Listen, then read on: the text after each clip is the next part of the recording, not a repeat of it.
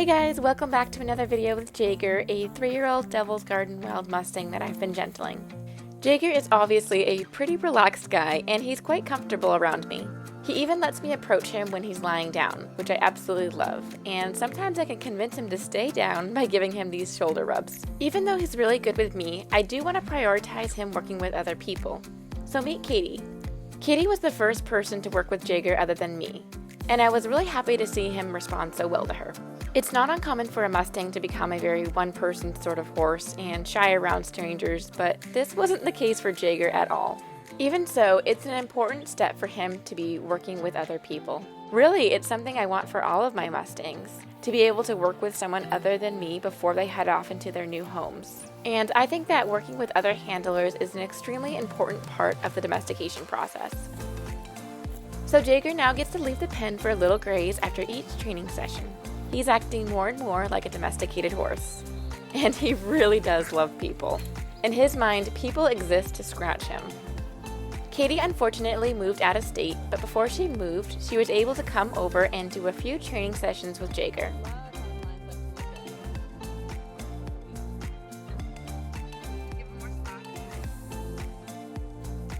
While I had Katie to assist me, I decided to try picking up Jaeger's feet. I wasn't sure how he would react to this, so I really wanted Katie to hold him. I was more concerned that Jaeger would think I was playing with him and perhaps get a little pushy with me. I started by rubbing all over Jaeger's legs to make sure that he was okay with me touching them. I'd been doing that for a while, but this was the first time asking him to pick up the foot. When I'm training, I'm always making adjustments based on what I'm seeing. A mistake I made was trying to hold his hoof for too long. The initial goal should have just been to pick up the foot and not worry about holding it. So here you can see I made that adjustment and lowered my expectations. I gave him the release the moment he picked up his foot. I was able to increase my expectations over the next few sessions, and this was a few days later, and also the first time that I picked out his hoof. Now there are two different ways that I pick up the feet. In the first way, my goal is to get the job done, which you see here. Nice. The second way, the goal is to train the horse to hold the leg nicely. Right now, I'm just trying to get the job done as I want to be able to clean the hoof and treat it for thrush. Thrush is a common bacterial infection that occurs on a horse's hoof, and Jaeger has it around the grooves of his frog. Now, if I were training him to hold his hoof, I'd be holding his hoof every time he pulled away and releasing it the moment he relaxed. That involves a lot of picking the hoof up and letting it down.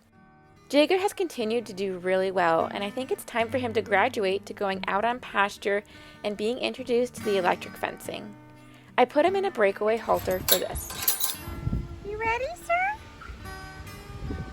You ready? He looked pretty happy about this idea. I strung up some electric fencing right outside the round pen so he could walk right out into the pasture.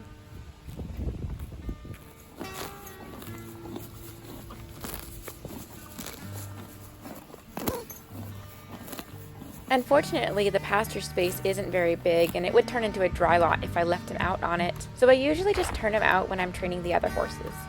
When I turn him out for the first time, one of the things I have to watch for is that first electric zap. It's really hard to watch, but it must happen.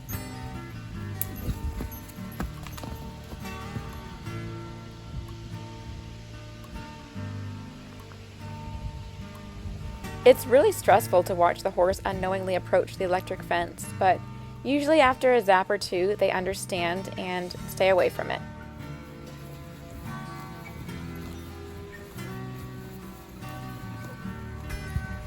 Hey, Jaeger man. Hey, boy. Good horse. Good boy. Anyway, that's all for now. Thank you so much for watching, and I'll see you in my next video.